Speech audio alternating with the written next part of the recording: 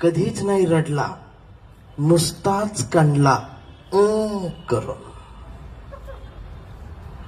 कांबळे शाळेत गेला, मास्तरनं फळ्यावर सरस्वती काढली.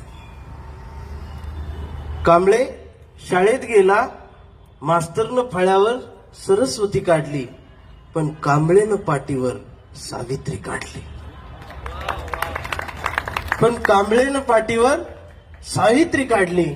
मग मास्तरनं कांबळेला असा तुडवला, असा तुडवला, असा तुडवला, पण कांबळे बी लई हुशार, कधीच नाही रडला, नुसताच कंडला करून. कांबळे वयात आला, कांबळे विशीत आला, कांबळे मिशीत आला आणि कांबळे प्रेमात पडला.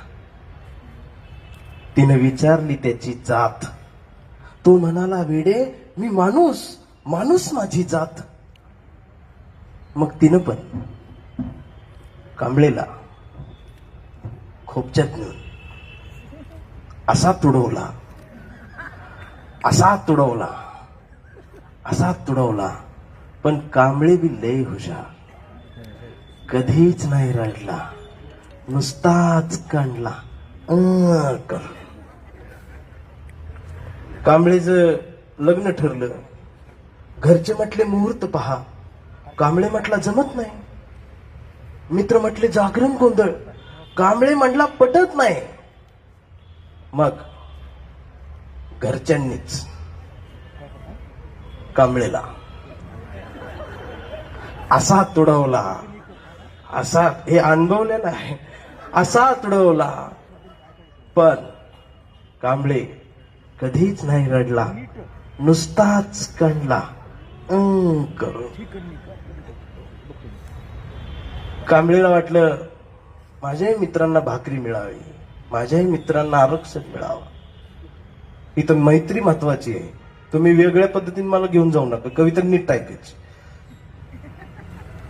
कांबळेला वाटलं माझ्याही पाटीलला, भोसलेला मिळावं त्यांनाही काहीतरी, म्हणून कांबळे आरक्षणासाठी मित्रांच्या मूक मोर्चात गेला. एक मराठा लाख मराठा, महाराष्ट्रात राहतो तो मराठा, कांबळे सुद्धा मराठा. पण याच मोर्चात सवयीप्रमाणे चुकून कांबळे तिथं जय भीम बोलला.